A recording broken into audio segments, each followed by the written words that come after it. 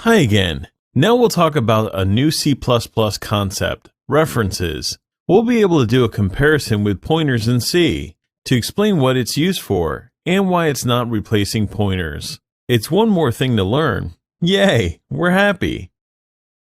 In C, we'd use pointers when we needed to allocate a variable visible out of our scope, or when we needed to allocate one on the heap and not on the stack. Then to manipulate it with its address, and so on. We'd write many stars and ampersands everywhere. It looks nice, but it's not very practical. In C++, we have a second concept doing pretty much the same thing, references. A way to understand references is saying that they are just an alias for an existing variable. I don't really like this definition, but it's nonetheless more or less true, so I'm telling you this. It might help you to understand the concept. A second way to describe references, I like this one better and I think it's more accurate. It's a pointer that is constant and always unreferenced and never void. I'm going to show you concretely what it looks like. Then I will elaborate a bit more on the concept so you can understand a bit better. Let's have a look at this extremely simple code file. I'm starting with a little int I'm calling number of balls. That is, of course, the number of balls, and I will initialize it to 42. Then I will have a pointer on this integer. So I'll create int ballsptr that I will initialize with the address of number of balls. You're already familiar with this. Let's forget the next part for now. Then I will output all of this. I will output the number of balls variable itself, then ballsptr. Then I'm taking my ballsptr pointer pointing on number of balls that I initialize with the address of number of balls, and I'm unreferencing to access, not the pointer, but what it's pointer to, meaning number of balls. This should output 42 twice, then something I don't understand for now. Then I'll write ballsptr equals 21, which will dereference my pointer to access number of balls, and I will assign it 21. Then if I output number of balls, it will show 21, so I'm not showing you anything new so far. It's just pointer manipulation. Now, a reference. Right below ballsptr, I created ballsref, which will have int ampersand as a type. It means that the type is reference on int. Just a little subtlety. It's just a different symbol. It's not really Kabbalistic neither. I will assign number of balls to it and not the address of number of balls. Keep that in mind. I have a reference. I will assign a variable directly. Therefore, the reference will be pointing on this variable. From that moment, I can't change what my reference is pointing on. That's why I said in the beginning that a reference is somehow like a constant pointer. It's always pointing to the same item. Another consequence, I can't write anything like that, writing ballsref2 without affecting anything. I can't do that. Why? Because it would create a reference pointing on nothing, and since it's constant, I can't make it point on something else later. I said earlier that a reference couldn't point on nothing, therefore you can't create an uninitialized reference. It's not possible. It doesn't work. It might be a little annoying, but there is a very interesting corollary. It's the fact that when you have a reference, you are sure it's pointing on something.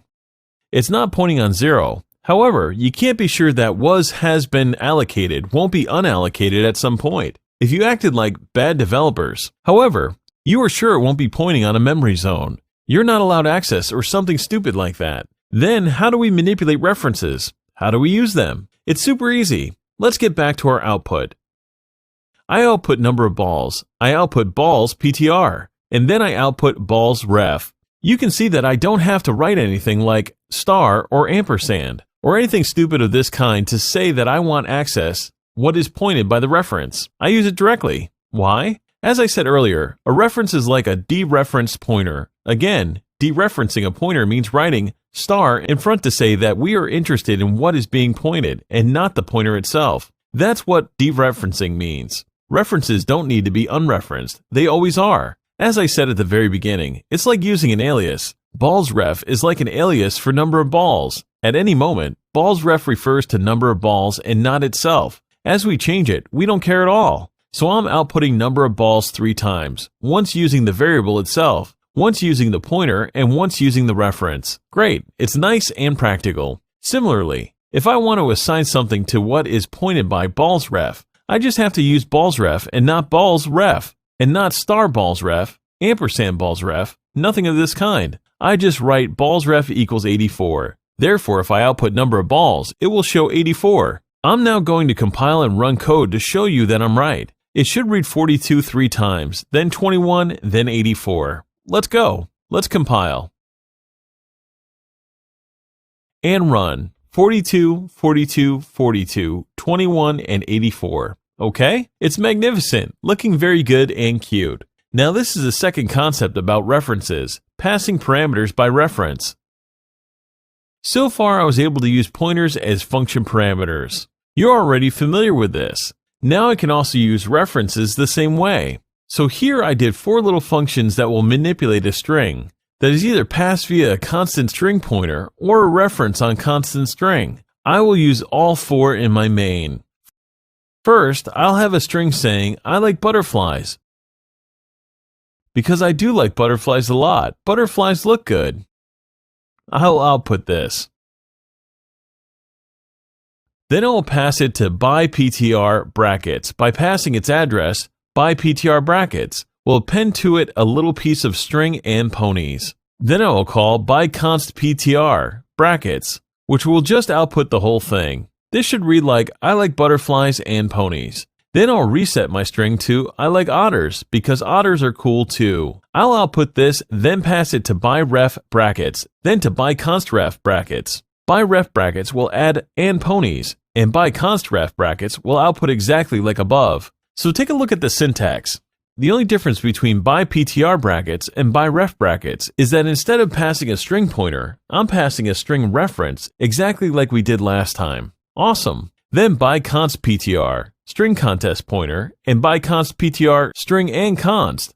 I remember you and I may write const on the left or on the right. I can also write const std, : string ampersand. It's a possibility if you want to. However, it's not how it's supposed to be written. It's just a little syntax trick. Const should be placed on the right. Personally, that's what I prefer, so I'll do it this way. So I'm going to compile to show you that it works. I like butterflies. I like butterflies and ponies. I like otters. I like otters and ponies. It's wonderful. It works as I told you. I'm inviting you to take a look at this code. It'll explain how to use references. Then, third and last code example I will show you, returns by reference, which are really practical. So let's take a look at our student class here. I have a login that's cute. I initialize it in the constructor. Then I have many member functions that will return a reference on login, a const reference on login, a pointer on login, and a const pointer on login. The return types are not very complicated. For the pointer, you recognize the syntax. I'm taking the address of a variable, then for the references, I return directly the member variable without worrying about taking its address. It's not very complicated. Then I'll use them. I have a bfoobar student and a jfoobar student, const, to show you the const references not changing the object. Then I'll output Bob's login, then Jim's using a const reference, then Bob's and Jim's logins using a constant pointer. So far, it's not extremely complicated. We can notice that I may use const on both of them. Using a const function on a non-const variable isn't a problem. However, afterward, I won't be able to change Jim's login as its const. I will do it with Bob's only. I will call Bob get login ref brackets. Then I'll assign Bob foobar to this return. It's exactly if you used a pointer on this login. You dereferenced it, then assigned it something. It's once again a practical syntax to have L value, to which something can be added via a function return. Then there's nothing magical in outputting it twice. I think you'll understand it by yourselves now. Once again, references are not particularly difficult, so I'll compile and run once again to show you that it works. It's compiling. So here, I'm outputting B foobar, J foobar, once with each pointer, once using a reference. Then I change the login using a reference, J foobar, then using a pointer, B foobar. It works very well. Once again, I'm inviting you to have a look at this code. Something extremely important now, and that I would like you to keep in mind, because I see millions of people learning references and be like, yay, references are so cool. That's all I'll be using from now on. No, that's really stupid. References do offer an advantage over pointers, but they just complement pointers. They don't replace them, even though it's more practical from a syntax point of view. Remember, I said at the beginning that references were like non-void constant and always dereference pointers. It is practical when you're dealing with existing things, etc. However, there's a little problem with them. We saw earlier that you can have a reference and not initialized it at the beginning. It means that if I have an object having a reference, in general terms, on another object that isn't necessarily initialized when it's constructed. Hope that makes sense. Say I made a class describing an RPG character.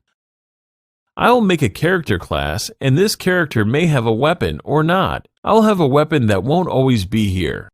I can't make a reference on a weapon because I would have to create this weapon, reference it at the beginning, and never change it. In this case, I would need a pointer.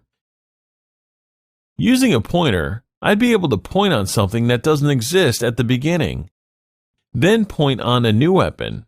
Then I could change the weapon again and point on a new one. I may not have a weapon again and start to point on nothing. In this case, I could use a pointer. So once again, you will have to look further by yourself. I trust you. I hope you will. But remember this very simple way to figure out which one of the two we will use.